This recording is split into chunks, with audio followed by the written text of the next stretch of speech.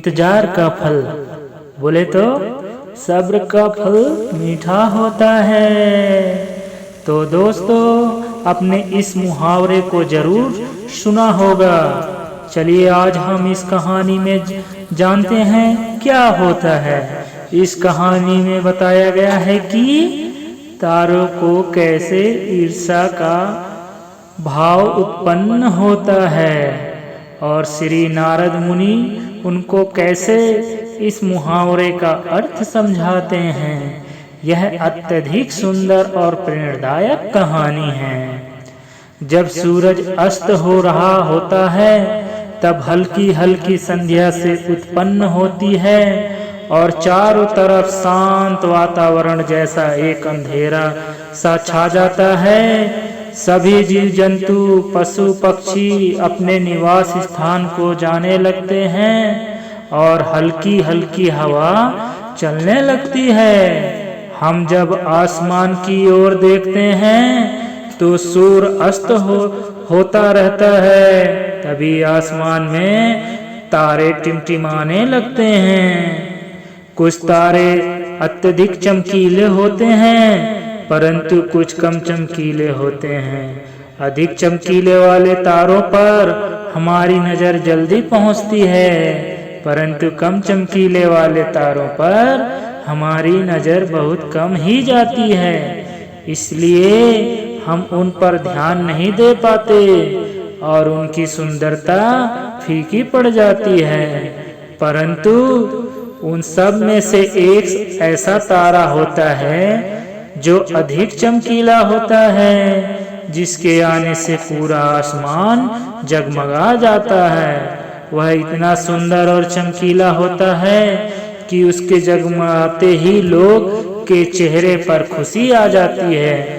उसे हम स्वाति नक्षत्र के नाम से जानते हैं। अत्यधिक चमकीला और सुंदर होता है, जिसके आने से लोग खुश हो जाते हैं। इसलिए बाकी के नक्षत्र स्वाति नक्षत्र से ईर्ष्या करते हैं और अपनी ईर्ष्या की कथा को श्री नारद मुनि को बताते हैं।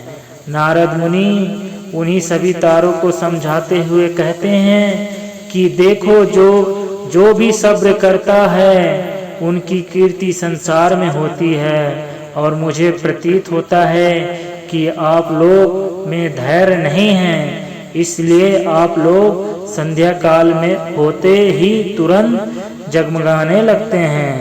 लेकिन स्वाति नक्षत्र अत्यधिक समय के बाद आसमान में निकट आता है, तभी उसकी प्रतिस्पर्धा इतनी अधिक होती है, तभी सभी लोग के चेहरे में मुस्कान आती है।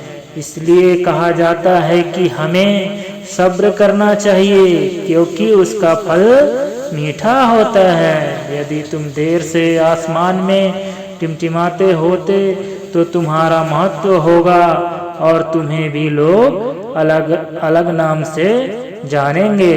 नारद मुनि द्वारा समझाई गई बात सभी तारों को समझ में आ गई। सब्र का फल मीठा होता है, यह बात हम सब जानते हैं और इसे हम लोग ने महसूस भी किया है। मैं हमेशा अपने कार्य को पूरा करने के बाद उसके परिणाम के इंतजार में उतावला हो जाता हूँ। यह फिर अपने आने जाने वाले कार्य को पूरा करने के लिए उतावला हो जाता हूँ, जिससे मेरा मन आने वाले कार्य बिगड़ जाता है। परंतु मुझे ऐसा नहीं करना चाहिए, मुझे सब्र करना चाहिए उस परिणाम का या उस आने वाले कार्य का, जिससे मैं उस कार्य को अच्छे से समाप्त करूं और उसका परिणाम भी अच्छा हो। हम जानते हैं जल्दी में लगाया हुआ निशाना हमेशा अपने गोले से बाहर जाता है। हमें धैर्य पूर्वक उस निशाने को भेजना चाहिए, तभी हमें जीवन में सफलता मिलेगी। हमें किसी भी कार्य को धैर्य पूर्वक करना चाहिए, तभी सफलता के दरवाजे खुलते हैं।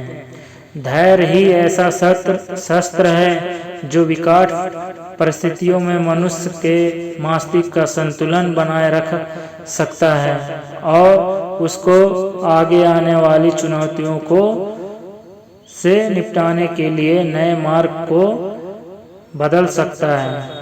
बड़े बड़े महात्मा और महापुरुषों के द्वारा भी बताया गया है कि हमें भी किसी कार्य को सफलता पानी है तो उसे चिंता मुक्त होकर करना चाहिए और सब्र का परिणाम का सफलता अवश्य मिलेगा। Thank you guys. अगर ये मेरी कहानी आपको अच्छी लगी है तो प्लीज़ मेरे YouTube चैनल को सब्सक्राइब कर लें और कमेंट कर लें और शेयर करें।